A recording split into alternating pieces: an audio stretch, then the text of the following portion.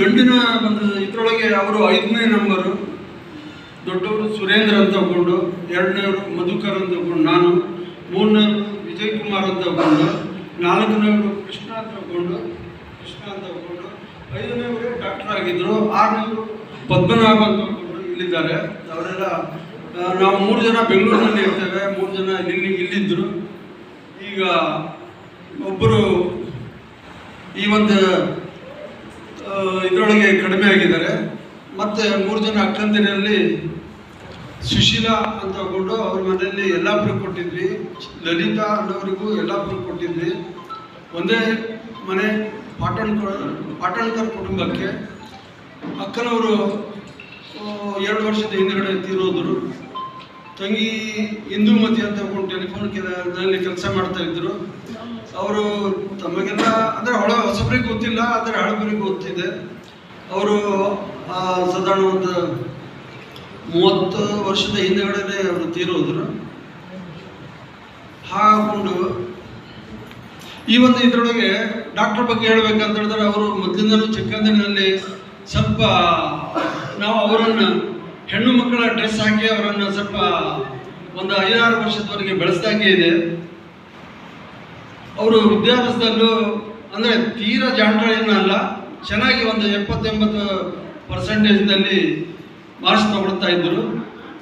ಅವರ ಅಕ್ಷರ ಮಾತ್ರ ಭಾಳ ದುಂಡಿಗೆ, ಹಾಗೂ ಕಲೆ ಅಂದರೆ ಡ್ರಾಯಿಂಗ್ ಇವೆಲ್ಲ ಅವಾಗ ಚೆನ್ನಾಗಿ ಮಾಡ್ತಿದ್ರು. ಇವರ ಪ್ರಾಥಮಿಕ ವಿದ್ಯಾಭ್ಯಾಸ ಎಲ್ಲ ಶಿರ್ಸಿ ಸರ್ಕಾರಿ ರಾಯಪ್ಪ ಹುರೇಕರ್ ಸ್ಕೂಲ್ನಲ್ಲಿ ಕಲ್ತಿದ್ದು. ಕಡೆಗೆ ಹೈಸ್ಕೂಲು, ಪ್ರೋಗ್ರೆಸಿವ್ ಹೈಸ್ಕೂಲು, PUC ಮತ್ತು BSc ಇದನ್ನು MES college, arts and science ಕಾಲೇಜಿನಲ್ಲಿ. ಇವರಿಗೆ ವೈದ್ಯರಾಗಬೇಕಂತ ಭಾಳಷ್ಟು ಹಂಬಲ ಇತ್ತು. ಅವರಿಗೆ BScಯಲ್ಲಿ ಒಂದ್ಸರಿ ಅವರು ಟ್ರೈ ಮಾಡಿದ್ರು, ಆಗಿಲ್ಲ. ಕಡೆ ಪುನಃ ಮತ್ತೊಂದು ಸರಿ BSc ಎಕ್ಸಾಮ್ ಹೈಯರ್ ಮಾರ್ಕ್ಸ್ ತಗೊಂಡು ಅವರು ಜಾಯ್ನ್ ಆದರು. ಅಂದರೆ ಅವರಿಗೆ ಸೀಟ್ ಸಿಕ್ತು ಬೆಂಗಳೂರು ಮೆಡಿಕಲ್ ಕಾಲೇಜಿನಲ್ಲಿ. ಅಲ್ಲಿ ಮುಗಿಸಿದ ನಂತರ ಇಂಟರ್ನ್ಶಿಪ್ ಅಂತ ತಗೊಂಡು ಕೊನೆ ವರ್ಷದಲ್ಲಿ ಮಾಡ್ತಾರೆ. ಅದು ಇವರು ಸಿರ್ಸಿಯಲ್ಲಿ ಕೇಳಿದ್ದಕ್ಕೆ ಸಿರ್ಸಿ ಪಂಡಿತ್ ಜನರಲ್ ಹಾಸ್ಪಿಟಲ್ನಲ್ಲಿ ಮುಗಿಸಿದ್ರು 6 ತಿಂಗಳು. ಕಡೆಗೆ ಅವರಿಗೆ ಪರ್ಮನೆಂಟ್ ಆಗಿ ಒಂದು ಪೋಸ್ಟಿಂಗ್ ಆಯಿತು. ಇಲ್ಲೇ ಸಾರ್ಕಣಿ ಅಂತ ತಗೊಂಡು ಇಲ್ಲಿಂದ 11 ಕಿಲೋಮೀಟರ್ ದೂರದಲ್ಲಿ 11 ವರ್ಷಗಳವರೆಗೆ ಸತತ ಆ ಗ್ರಾಮೀಣ ಪ್ರದೇಶದಲ್ಲಿ ಸಲ್ಲಿಸಿದ್ದಾರೆ. ಅವರಿಗೆ ಆ ಗ್ರಾಮೀಣ ಪ್ರದೇಶದ ಜನರಿಗೆ ಬಹಳ ಅತ್ಯುತ್ತಮ ಡಾಕ್ಟರ್ ಅಂತ ಅವರು ಎಲ್ಲರ ಮನಸ್ಸಿನಲ್ಲೂ ಇದ್ದರು.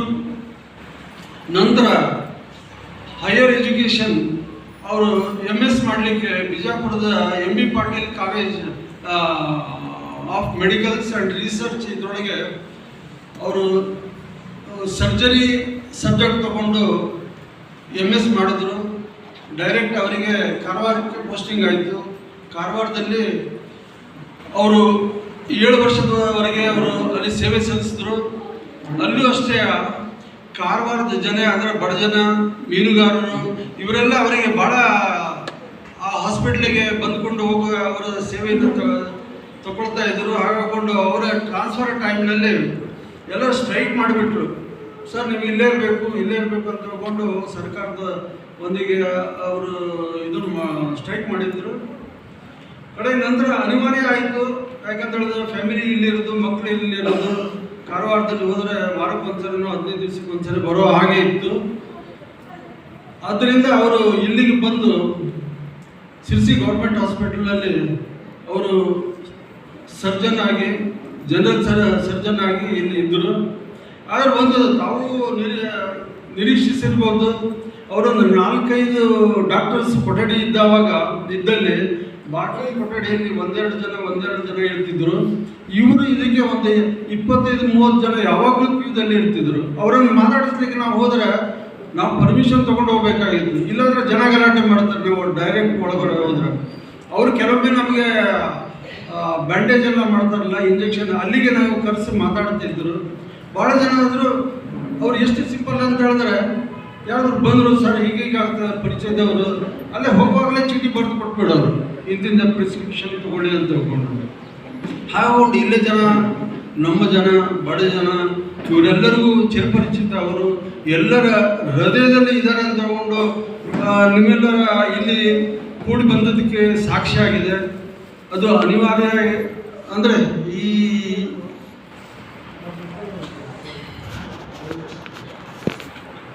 ಮೃತ್ಯು ಅನ್ನೋದು ಅನಿವಾರ್ಯ, ಅಂದರೆ ಹಾಗೆ ಆಗ್ತದೆ. ಆದರೆ ಇಷ್ಟು ಬೇಗ ಆಗ್ತದೆ ಅಂತ ನಮಗೆ ಕನಸು ಮನಸ್ಸಿನಲ್ಲೂ ಇರಲಿಲ್ಲ. ಒಂದು ದೊಡ್ಡ ಆಘಾತ ನಮ್ಮ ಫ್ಯಾಮಿಲಿ, ನಮ್ಮ ಜನ, ಬಡ ಜನ ಇವರಿಗೆಲ್ಲರೂ ಒಂದು ಆಘಾತ ಆಗಿ ಈಗ ಯಾರನ್ನ ರೆಫರ್ ಮಾಡಬೇಕಂತ ಹೇಳ್ಕೊಂಡು ಅವರ ಒಂದು ಮನಸ್ಸಿನಲ್ಲಿ ಇದೆ. ಹಾಗೊಂಡು ಈ ಸಮಯದಲ್ಲಿ ಅವರಿಗೆ ಒಂದು ದೇವರು ಶಾಂತಿ ಕೊಡಲಿ ಮತ್ತು ಅವರ ಕುಟುಂಬದವರಿಗೆ ಈ ಇದನ್ನು ಹೆಚ್ಚಿನ ಶಕ್ತಿ ಕೊಡಲಿ ಅಂತ ಹೇಳ್ಕೊಂಡು ನಾನು ದೇವರಲ್ಲಿ ಬಿಟ್ಕೊಳ್ತೇನೆ. ಇವರಿಗೆ 3 ಮಕ್ಕಳು, 2 ಹೆಣ್ಣು 1 ಗಂಡು. ದೊಡ್ಡವಳು ಇಂಜಿನಿಯರಿಂಗ್ ಮುಗಿಸ್ಕೊಂಡು ಜಾಬ್ನಲ್ಲಿ ಇರ್ತಾಳೆ, 2ನೇವಳು ಮೆಡಿಸಿನ್ ಕಲಿತಾ ಇದ್ದಾಳೆ, 3ನೇವಳು 6th ಸ್ಟ್ಯಾಂಡರ್ಡ್. ಏನೋ ಮೆಡಿಸಿನ್ ಕಲಿತಾ ಇದ್ದವಳು ಏನಾದರೂ ಚೆನ್ನಾಗಿ ಮಾಡಿಕೊಂಡ್ರೆ ಈ ಜನರ, ಈ ಭಾಗದ ಜನರು ನಮ್ಮವರಿಗೆ ಸ್ವಲ್ಪ ಅನುಕೂಲ ಆಗ್ಬೋದು ಅಂತ ಹೇಳ್ಕೊಂಡು ನಾನು ನಿಮ್ಮಲ್ಲಿ ಒಂದು ಇದನ್ನು ಇಡ್ತೇನೆ. ಇಷ್ಟು ಹೇಳಿ ನಾನು ಮಾತನ್ನು ಮುಗಿಸ್ತೇನೆ. ಯಾರಾದರೂ ಮಾತಾಡೋದು